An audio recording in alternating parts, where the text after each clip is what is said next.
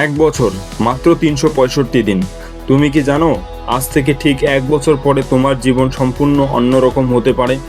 হয়তো আজ তুমি হতাশ, হয়তো তোমার ব্যাংক অ্যাকাউন্টে খুব বেশি টাকা নেই, হয়তো তোমার স্বপ্নগুলো এখনও বাস্তব হয়নি, কিন্তু একটা সত্য জানো, আজ থেকে এক বছর পরে তুমি হয়তো এমন একজন মানুষ হয়ে উঠবে যাকে দেখে সবাই অবাক হবে।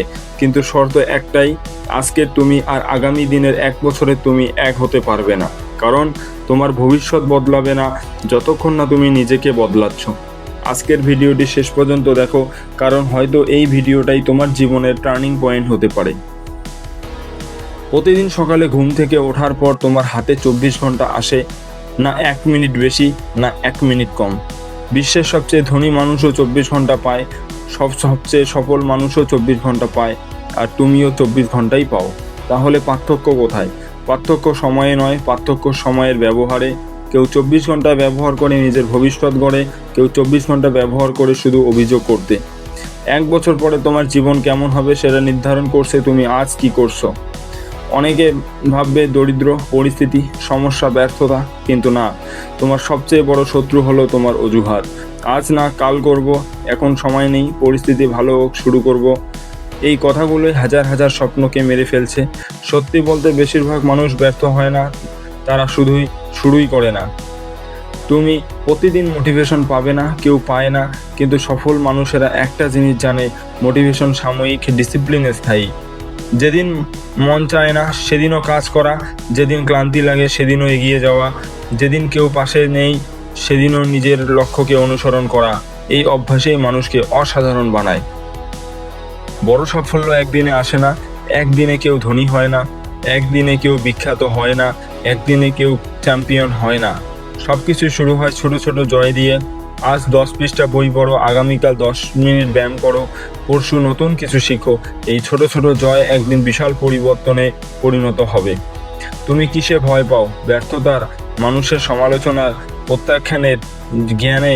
জানো, যে কাজটা করতে তোমার সবচেয়ে বেশি ভয় লাগে সেটার মধ্যেই তোমার সবচেয়ে বড় গ্রোথ লুকিয়ে আছে।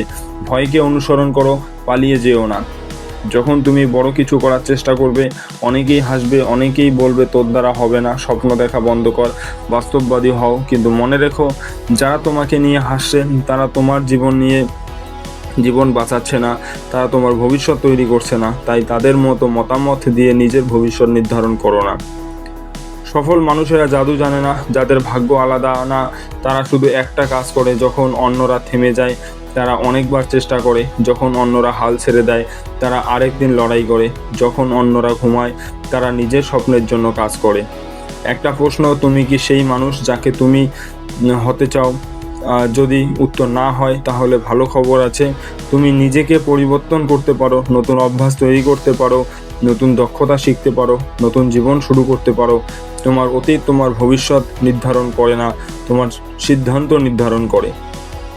প্রতিদিন মাত্র 1% ভালো হও, শুধু 1%। আজকের তুলনায় কাল একটু ভালো, কালকের তুলনায় পরশু একটু ভালো, আর এই ছোট উন্নতিগুলো এক বছর পর তোমাকে সম্পূর্ণ অন্য মানুষ বানিয়ে দেবে। চোখ বন্ধ করে কল্পনা করো, এক বছর পরে তুমি আগের চেয়ে বেশি আত্মবিশ্বাসী, বেশি দক্ষ, বেশি সফল, বেশি সুখী। একটা মানুষটা বাস্তব হতে পারে, কিন্তু তার জন্য আজকে তোমাকে কাজ শুরু করতে হবে। এই মুহূর্তে আমি চাই তুমি একটা সিদ্ধান্ত নাও, তুমি কি সেই মানুষের মতো হবে যারা শুধু স্বপ্ন দেখে, নাকি সেই মানুষের মতো হবে যারা স্বপ্নকে বাস্তবে পরিণত করে। কারণ এক বছর পরেও তুমি একই জায়গায় থাকতে পারো, আবার এক বছর পরে তুমি সম্পূর্ণ নতুন জীবনও পেতে পারো। সিদ্ধান্ত তোমার। মনে রাখো, তুমি যতদিন চেষ্টা করছো ততদিন তুমি ব্যর্থ না, তুমি যতদিন এগিয়ে যাচ্ছ ততদিন তুমি জিতছো। তাই আজ থেকেই শুরু করো, ছোটো করে শুরু করো, কিন্তু শুরু করো, কারণ তোমার ভবিষ্যৎ তোমার অপেক্ষায় আছে। আর হয়তো একদিন তুমি পেছনে ফিরে তাকিয়ে বলবে, ভালো হয়েছে আমি সেদিন হাল ছাড়িনি।